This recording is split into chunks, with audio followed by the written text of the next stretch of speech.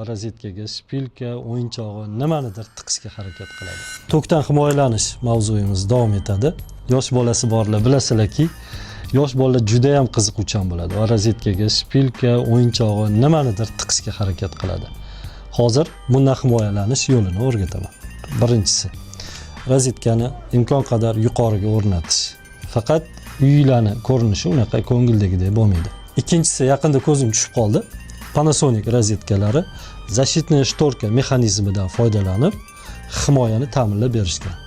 Ya'ni farzandinglar bitta teshikka nimani tiqishga harakat qilsa, u ochilmaydi. Toki rozetkaga o'xshab ikkita teshikka baravar bosim bo'lishi kerak. Shundagina ochiladi. Bu ham yetmagandek, qo'shimcha qopqoq bilan himoyalangan rozetkalarni ham chiqarishgan. Agar yana shunaqa videolar chiqishini xohlasangiz, obuna bo'ling, like bosing va yaqinlaringizga jo'natib qo'ying. Chin dildan hayotingiz yorug' bo'lsin.